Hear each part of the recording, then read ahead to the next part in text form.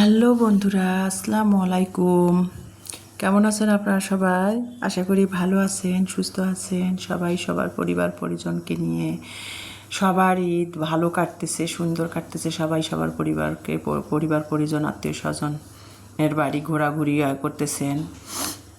তো যাই হোক, যেটা বলতেছিলাম, প্রতিদিনের মতো আবারও হাজির হলাম আমার ডেইলি লাইফের ভিডিও, ভালো লাগা মন্দ লাগা আপনাদের কাছে কিছুটা মুহূর্ত ক্যামেরাবন্দি করে শেয়ার করার জন্য। সকালবেলা উঠে কিন্তু আমি অফ ক্যামেরাতে সকালে উঠেই অনেকগুলো কাজ করে নিয়েছি, আর এ টু জেড সব কাজ কিন্তু সব কিছু কিন্তু ভিডিওতে শেয়ার করা আসলে খুব ভিডিও লং হয়ে যায়। সেজন্য কিছুটা আর কি ভিডিও কেটে থেকে কিছু কিছু আর কি ভিডিও কেটে কেটে নিয়ে সেটাই আর কি আমার প্রিয় আপু ভাইয়া এবং আমার দর্শক বন্ধুদের মাঝে শেয়ার করতেছি। তো এই যে সকালবেলা কিন্তু আমি অফ ক্যামেরাতে তো অনেক কাজ করেছি, তো যেটা আপনাদের সাথে শেয়ার করতেছি, সকালে কিন্তু আমি রুটি বানিয়ে নিলাম। আর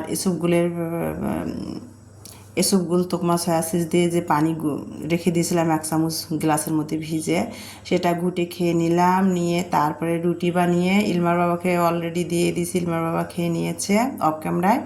আমি আর রান্নাঘরে প্রচুর গরম, আমি ইমানির বেডরুমে বসে ফ্যানের তলে বসে খাচ্ছিলাম। আর এখন গরম না, ডাইনিংয়ে আর কি ফ্যানের বাতাসটা গরম বাতাস, বসতে ভালো লাগে না, সেজন্য ইমানির বেডরুমে বসে খাচ্ছিলাম। সাথে একটু দুধ চাও বানিয়ে নিয়েছিলাম, সেটা আর শেয়ার করা হয় নাই। তো গতকালকে যে ছাগলের মাংস মানে বিয়ানবাড়ির খাসির মাংস রান্না করেছিলাম কোরবানির, সেটার তরকারি একটু ছিল। তো ইমানি তো খাসির মাংস খাবে না, ইমানিকে আমি ডিম আমলেট করে দিয়েছি, ইমানি ডিম দিয়ে রুটি খেয়েছে। আর আমরা খাসির মাংস ছিল ফ্রিজে একটু গরম করে নিয়ে সেটা দিয়ে রুটি বানিয়ে খেয়ে নিলাম, আর একটু চা বানিয়ে নিয়েছি। আর ইলমার বাবাকে ডিম সিদ্ধ করে দিয়ে দিয়েছিলাম। তো যাই হোক, তারপরে ইলমার চলে যাবে, যেহেতু এখানে বাজার করে নিয়ে আসছে। এখানে আলু নিয়ে আসছে আবারও এক পাল্লায় 5 কেজি ছোটো আলু কিছু নিয়ে আসছে, আর বড় আলু নিয়ে আসছে কিছু। আর তারপরে এখানে কিন্তু ডিম নিয়ে আসে, সেগুলো ঢেলে নিয়েছি। আর এখানে ডিম নিয়ে আসছে 12টা, 3 হালা ডিম নিয়ে আসছে, 40 টাকা করে হালা। তো গরমে বললাম যে বেশি ডিম আনার দরকার নাই, নষ্ট হয়ে যাবে, শেষ হলে পরে নিয়ে আসা যাবে। আর ফ্রিজে তো আমার রাখারও জায়গা নাই যে ডিম বেশি করে কিনে ফ্রিজে রেখে দেবো, তা তো জায়গা হয় না, ছোটো ফ্রিজ। তো ডিমগুলো রেখে দিলাম, পরে আর কি ধুয়ে ফ্রিজে রেখে দেবো। এখন যেহেতু সময় নাই, 11টা বাজে। তো এই যে আম নিয়ে আসছে, আর এই আমগুলো হলো কাঁচা আম, পাকা আম নিয়ে আসছিল। তো গত শুক্রবারে সেগুলো শেষ হয়ে গেছে। তো এখন কাঁচা আমগুলো নিয়ে আসছে, মানে এখন কাঁচা আম বলতে কি, মানে একদিন পরে আমগুলো পেকে যাবে আর কি, 20 টাকা করে কেজি এখানে। আর 2 কেজি আম নিয়ে আসছে।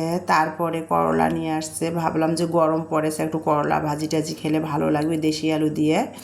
তো করলা নিয়ে আসছে, আর 5 কেজি আটা নিয়ে আসছে। তো যাই হোক, এই যে গরুর মাংস রান্না করব, কোরবানির মাংস কিন্তু ঈদের দিনে রান্না করা হয়েছিল, তারপরে কিন্তু আর রান্না করা হয় নাই।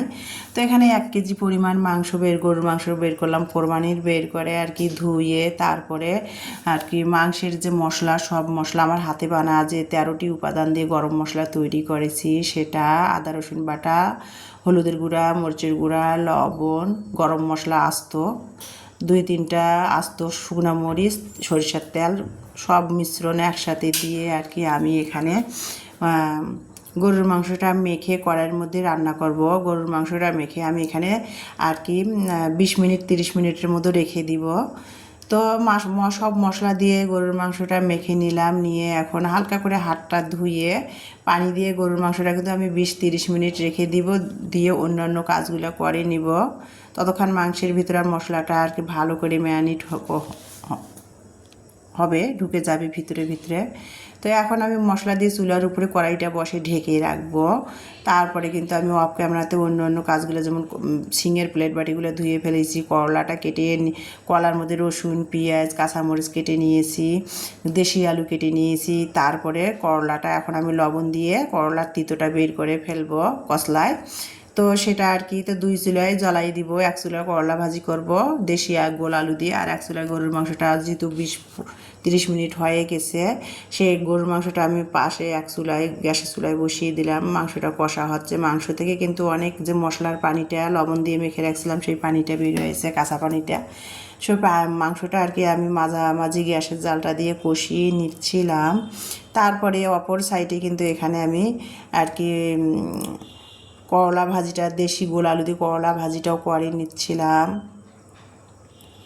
আর করলা ভাজির মধ্যে কিন্তু আমি রসুন, পেঁয়াজ, কাঁচামরিচ আর আস্ত কয়টা জিরা, 1 চিমটি জিরা দিয়েছি। দিয়ে ভালো করে ভেজে নিয়ে করলা ভাজিটা দিলাম, হলুদ লবণ দিলাম, দিয়ে করলা ভাজিটা করে নিচ্ছিলাম। আর এখানে ইমানি ওই যে ওর বাবা আম নিয়ে আসছে, কাঁচা আম, তো সেইটা আর কি দেখে ও নাকি আম ভর্তা খাবে, তো আম ভর্তা বানালো।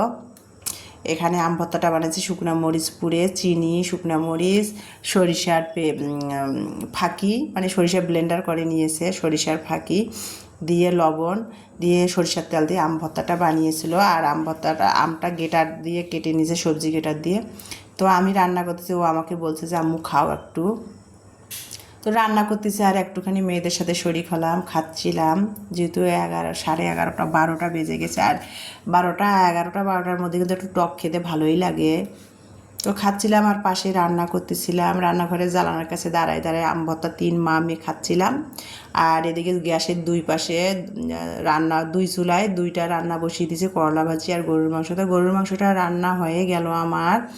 তারপরে একটু ভাজা জিরার গুঁড়াটা দিয়ে এখন গরুর মাংসটা নামিয়ে নিব আর কি, চুলার জাল বন্ধ করে। তারপরে করলা ভাজিটাও হয়ে গেছে, শশা কুচাই নিয়েছি, তারপরে লেবু কুচাই নিয়েছি, গরুর মাংস, করলা ভাজি, আর ফ্রিজে মসুরের পাতলা ডাল ছিল সেটা গরম করে নিয়েছি, আর ভাত। তো এটা আজকে আমাদের দুপুরের খাবার।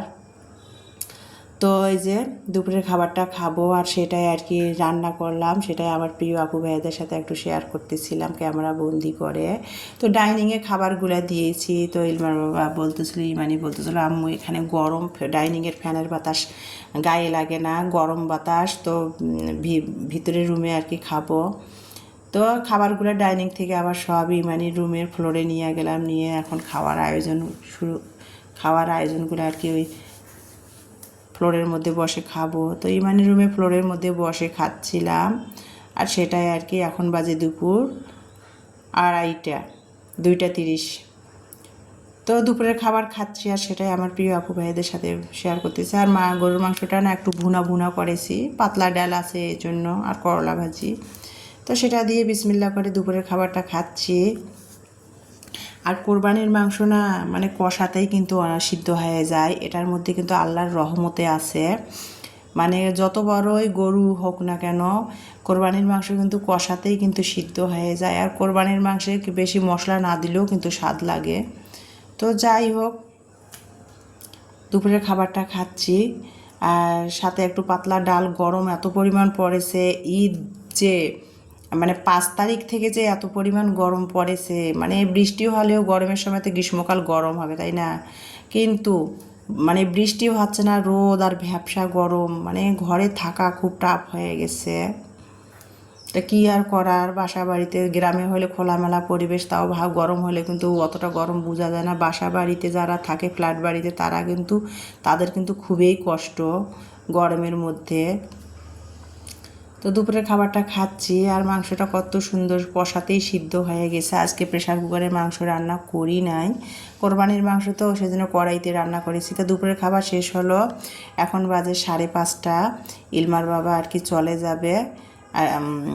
তো সেটা আর কি আপনাদের মাঝে আর কি ভিডিওটা আর কি শেয়ার করতেছি। রেডি হলো, চলে যাচ্ছে। ইমানিকে ডাকতেছিল, তো আমি আর কি ইলমা আবার ওর বাপ ভক্ত, আর ও ইলমার বাবাও কিন্তু ইলমার ভক্ত বেশি, মানে ইলমাকে আদর করে দিচ্ছিল। তারপরে ইলমার বাবা নিচে চলে গেল, আমি ইলমার বাবাকে একটু বিদায় দিয়ে গেটটা লাগাই দিলাম। মানে বাস স্ট্যান্ড পর্যন্ত আমাকে বলছে গরম রোদ যাওয়ার দরকার নাই, আমি ছায়ায় ছায়ায় চলে যাই। তো ইলমার বাবা চলে গেল, আর আমাদের বাসার সামনেটা এত ফাঁকা, মানে অফিস আওয়ার বন্ধ যেহেতু, ঈদের ছুটি, মানে পুরা বাড়ির সামনেটা বিল্ডিংটা। আর এই সময় তো পুরা অফিস আওয়ার যখন চলে তখন একবারে গাড়ি মোটরসাইকেল দিয়ে অনেক ভরে যায় বাসার সামনেটা।